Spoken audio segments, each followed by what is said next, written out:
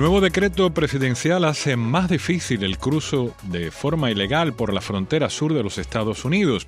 Y el presidente Joe Biden, tratando de controlar el flujo diario de inmigrantes, aplicará este decreto o limita las peticiones de asilo y que le permitirá cerrar la frontera con México cuando los cruces irregulares superen los límites establecidos.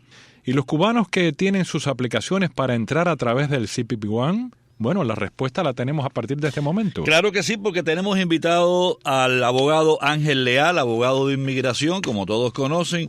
Yo diría que es parte de las noticias como son, es el asesor legal para asuntos migratorios de las noticias como son. Mire, nosotros no pagamos, doctor, así que no me vaya a exigir ahora salario. No, para nada, un orgullo para mí. ¿Cómo está? Saludos, ¿cómo está? Bien, digeriendo la noticia esta y tratando de ver la forma de mejor explicárselo al público para que entiendan la envergadura de esto y lo que significa. Yo comenzaría por lo que más le interesa a un cubano que esté escuchando en este momento la noticia. El cubano está en México en este momento, nos está escuchando a través de las ondas de radio o nos está escuchando a través del internet. ¿El CBP One se mantiene, se afecta con esto? ¿O es la forma de entrar a los Estados Unidos? Porque Estados Unidos lo que anuncia es que va a limitar el asilo a migrantes irregulares en esa frontera. Exacto. Es correcto, y la forma de entrar es el CBP One.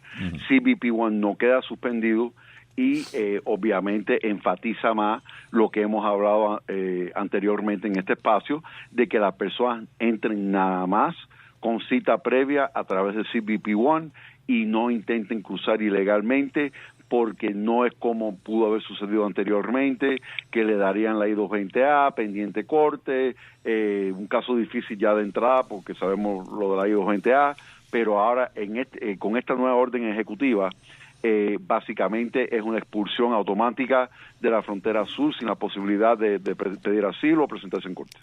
Ok, vamos a hablar ahora. El decreto presidencial que acaba de firmar o que ha firmado el presidente Joe Biden, presidente de los Estados Unidos, como ya José Luis lo decía en la introducción, bueno, pues limita las peticiones de asilo político. ¿Y por qué? Porque yo creo que si le podemos poner un nombre, no sé, se me ocurre, es cierre intermitente de la frontera. ¿Es correcto lo que acabo de decir? Sí, cierre intermitente de la frontera para aquellos quien crucen ilegalmente en lugares no destinados como puertos de entrada. Interesante. O sea, no es, por ejemplo, la cita previa con CBP One, el que tenga visa para poder entrar al país, el comercio que ocurre en la frontera, los turistas, las personas que vienen, que son transeúntes que entran y salen de la frontera porque viven en ciudades fronterizas, que tienen su documentación para poder hacerlo. Ese tráfico va a seguir. Lo que básicamente esto se dirige es a aquellas personas que intenten entrar ilegalmente entre los puertos de entrada. Dice, abogado, la información que estas limitaciones de asilo no son permanentes, que se van a activar cuando la medida diaria de detenciones en la frontera supera las 2.500 durante una semana y se pausará cuando los arrestos caigan por debajo de 1.500 al día. Explique esto. Básicamente, primero creo que lo están haciendo para tratar de igualar, por así decirlo, el proyecto de ley bipartidista que nunca se llegó a aprobar, que se hablaba de estos cierres intermitentes de la frontera para cruces ilegales cuando llegaba a cierto número de cruces. Yo lo veo como una estrategia legal para tratar de ver si esto puede sobrevivir un escrutinio legal que ya la Asociación Americana de Libertades Civiles anunció que van a demandar de la misma forma que cuando el presidente Trump tomó una medida similar, en el 2018 demandaron, igual cuando el presidente Trump tomó una medida similar teniendo que ver con aquellos que atravesaron terceros países en el terceros países en el 2019, igual eso fue suspendido por una Corte Federal de Apelaciones y esto va a ser retado a nivel de Corte de Apelación, pero creo que esta variante de establecer un número de cruces para justificar este poder de emergencia que tiene la rama ejecutiva, el presidente de los Estados Unidos.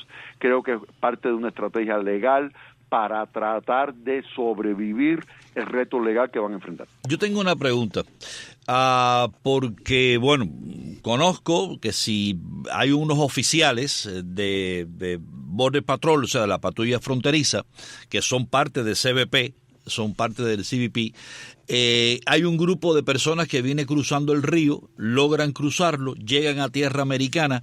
Esos oficiales no pueden empujar a esa gente en el mismo río hacia atrás. Lo que tienen es que detenerlos y pasarlos por un punto fronterizo hacia México nuevamente. ¿Eso se va a mantener así? O lo que se le va a decir a esa gente se va a retener y decirle: usted no tiene derecho a asilo político y usted va nuevamente para México. ¿Es lo que se va a hacer? Sí, yo creo que es una especie de expulsión. Yo no creo, y todavía estoy esperando la reglamentación, porque ya lo que tenemos es la proclamación presidencial invocando la sección 212F. En realidad, la herramienta legal tiene que ser la regla final interina, que es lo que va a poner en vigor este anuncio del presidente. Entonces, yo pienso que lo que va a suceder es una expulsión. Yo no creo que vaya a ser una deportación formal, porque simple y llanamente es una persona que entró ilegalmente al país, lo van a expulsar. Obviamente, esto depende en gran parte con México, la cooperación de México, y dicho sea de paso, aparentemente que no había ningún acuerdo con México hace 53 minutos. Hay algunos reportajes. Entonces, porque obviamente, si no hay un acuerdo con México para que México acepte estas personas que son expulsadas, pues en realidad no tienen forma de efectuar esta medida hasta que yo esto es especulación de mi parte. La demora en la rueda de prensa creo que pudo haber tenido que ver con eso. Sí. ¿Con México? Bueno, de asegurarse de que tenga la forma de ejecutar. Entiendo también de que hubieron acontecimientos con la guerra de Israel y Hamas, pero se me hace, porque estoy viendo reportajes de reporteros de inmigración que están diciendo que hace 53 minutos básicamente no quedaba claro de que había un pacto con México referente a este medio. Ahora, perdóname, José Luis, ya que habló de México, esto es una pregunta que yo tengo en el gatillo para usted.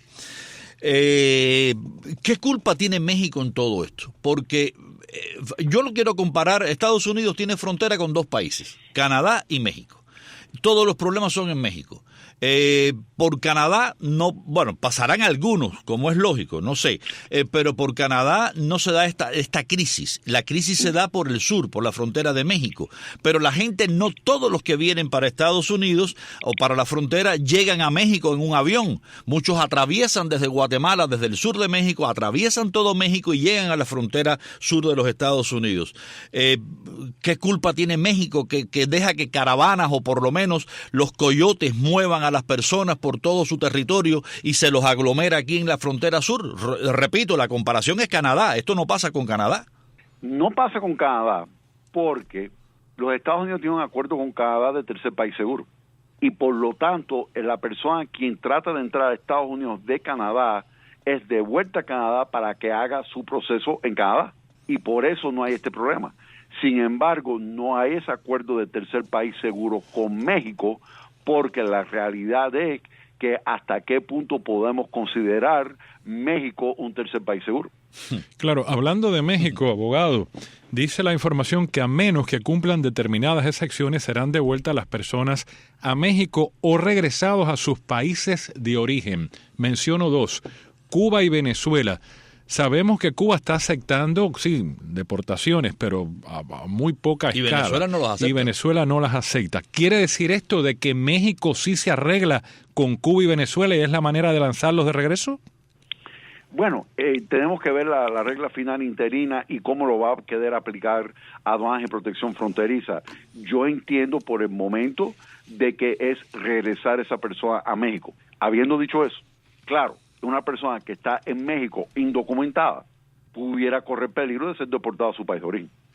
O sea, la deportación no necesariamente tiene que ser de Estados Unidos. Pudiera ser una deportación mexicana si la persona está indocumentada en México y no se quiere acoger a la ley de refugio o asilo en México.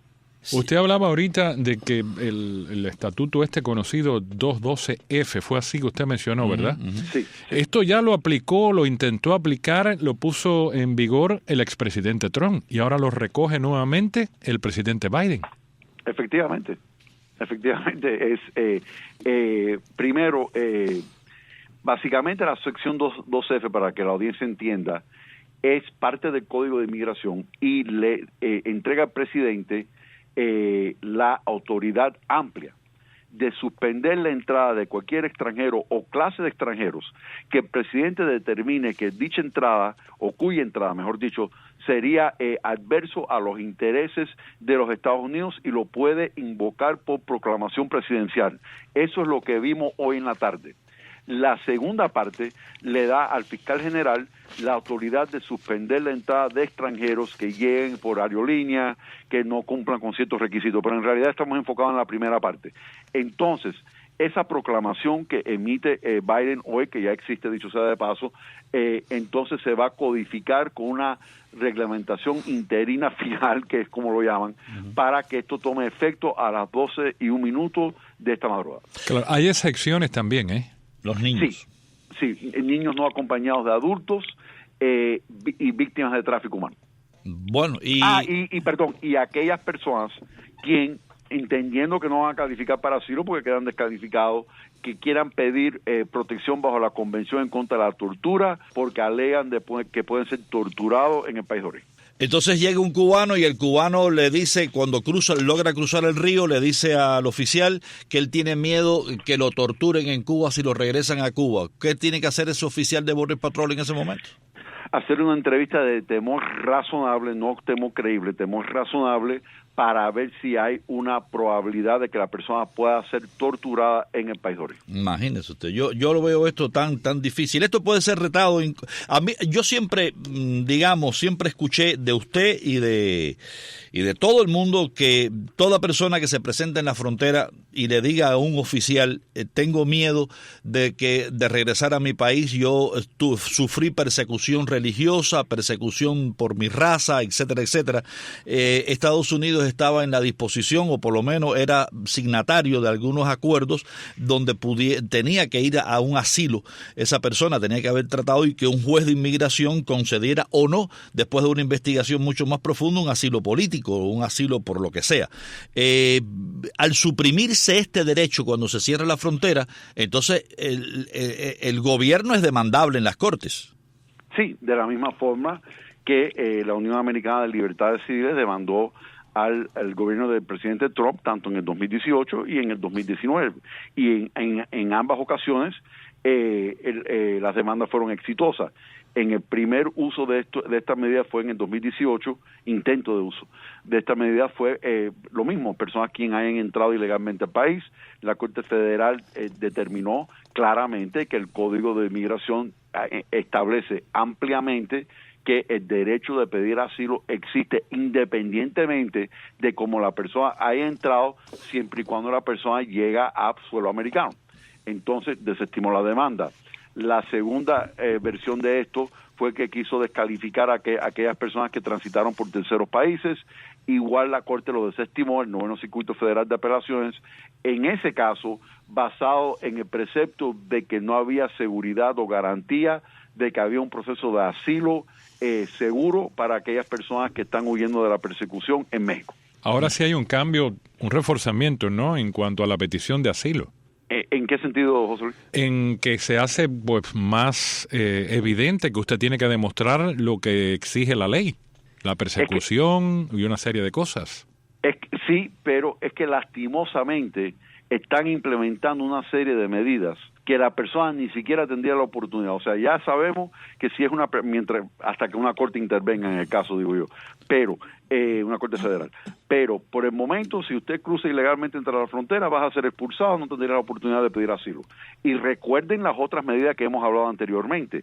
Recientemente anunciaron una medida de los recién llegados que con ciertas ciudades de destino básicamente se le tiene que resolver su caso de asilo en 120 días o menos, si mal no recuerdo, y quien intentan entrar ilegalmente por la frontera sur. Anterior a eso habían anunciado estas preguntas adicionales para descalificar a aquellas personas que quieran pedir asilo, teniendo que ver con personas que hayan sido perseguidores, convictos de delitos particularmente serios, delitos serios no políticos fuera de los Estados Unidos, personas que constituyen una amenaza a los Estados Unidos, reasentamiento en un tercer país o terrorismo.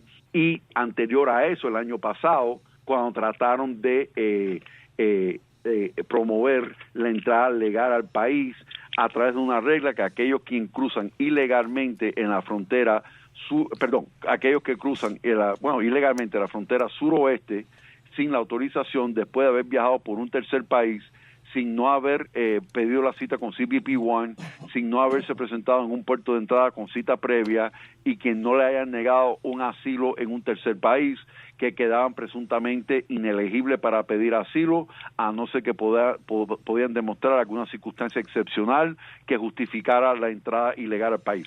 O sea, que esto han ido implementando estas medidas hasta finalmente llegar a este punto, porque obviamente, de acuerdo a la apreciación del gobierno actual, las medidas que han tomado anteriormente no han funcionado, a pesar que en este mes de mayo los cruces fronterizos bajaron a 118,000, comparado con el mes anterior, que creo que era 127, y el mes anterior que era más de 140, si mal no recuerdo. O sea, que han ido disminuyendo los números, pero no lo suficientemente bajo para que ellos no tomen esta medida. El presidente Biden, hay que destacar esto, lleva ya mucho tiempo presionando al Congreso, al Senado, para que de una cuestión ya bipartidista se aprueben medidas al respecto, pero no lo ha logrado. Lo último que vimos fueron los republicanos rechazando la petición del presidente Biden porque Trump así se los pidió. No, exactamente, increíblemente, de hacer una ley que es prácticamente lo que se está aplicando hoy por decreto, que era lo que Trump había hecho, pero parece que los republicanos no quieren que sea un demócrata el que lo haga, lo quieren hacer ellos cuando Trump regrese a la Casa Blanca, si es que regresa. Y estamos en medio de un año electoral, abogado. O sea, yo creo que todo esto, aquí la política está detrás de todo esto, doctor, ¿eh? Bueno, indiscutiblemente. No hay otra conclusión que se pueda llegar, y sobre todo cuando uno toma en cuenta durante las elecciones anteriores algunos de los comentarios que se hicieron por parte del presidente, en aquel momento el candidato Biden, referente a la política inmigratoria de Donald Trump, y era que básicamente él estaba tratando de apoyar una inmigración humana. De hecho, tengo un tuit del presidente Biden del 26 de julio de 2019 que dice textualmente: Trump está luchando capa y espada para negarle a aquellos huyendo de situaciones peligrosas su derecho de pedir asilo en nuestra nación. Nosotros debemos de mantener nuestra responsabilidad moral y aplicar nuestras leyes de inmigración con dignidad y no echar para atrás a aquellas personas quienes estén huyendo de la violencia, de la guerra o de la pobreza. Hay un tema y es el tema de que de verdad la frontera está complicada. Y digo complicada porque yo estaba viendo un reportaje, no me acuerdo qué cadena de televisión estadounidense, tenían un reportero ahí en la parte de México y le preguntaba a la gente, y además por supuesto de algunos venezolanos, mexicanos, centroamericanos, pero vi no muchas, pero sí algunas personas de Vietnam, Mauritania, Sri Lanka, Nepal, algunos países africanos. Es decir, yo creo que el tema de la frontera, no sé cuál es su opinión, pero para mí es sumamente complicado en cuanto a la diferencia económica que hay en el mundo, los países estos que he mencionado, más todo Centroamérica y algunos también de Sudamérica. Con Estados Unidos es tan grande que yo creo que el tema de la frontera no tiene solución, yo creo, doctor. No sé cuál es su opinión. Yo creo que tiene solución, y una cosa que yo sí reconozco es que esto requiere acción congresional. Claro. Y hasta que el Congreso no actúe, en realidad este problema va a seguir existiendo, y es un problema multifacético, porque indiscutiblemente muchas personas vienen por la frontera para pedir asilo que realmente no califican para asilo. Claro. Eso es una realidad. Entonces, hay que crear dentro de un sistema organizado y dependiendo de la capacidad de absorber estas personas de los Estados Unidos, que hay formas de determinar eso, hay que crear vías legales para que las personas vengan, que sean realísticas, que puedan suceder. Por ejemplo, han tratado de implementar este programa de paro humanitario. Sabemos la frustración que hay en la comunidad con eso, porque hay muchísimas personas que están en espera todavía de eso. El programa de reunificación familiar, tanto para Cuba como para Haití,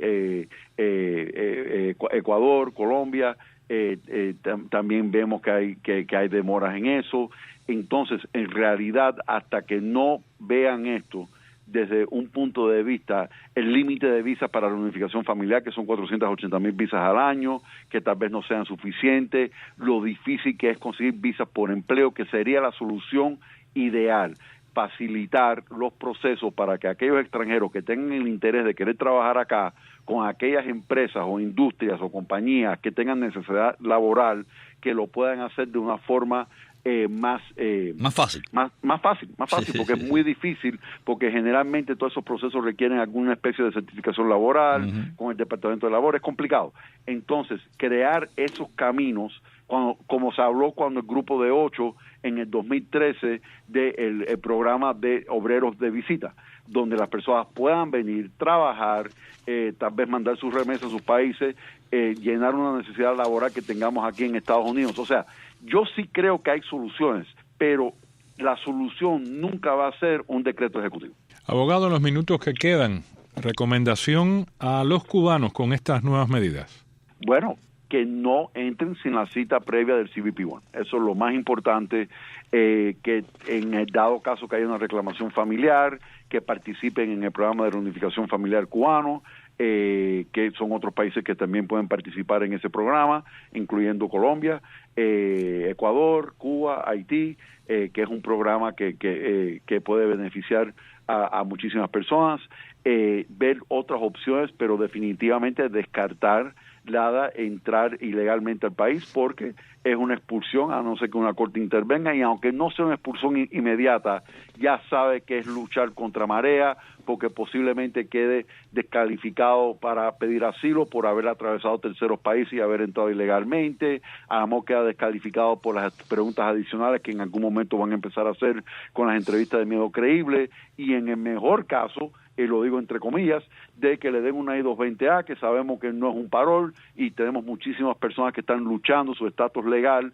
con I-220A, con casos de asilo que nunca es seguro ganar un caso de asilo, con la incertidumbre de que vayan a poder permanecer en el país.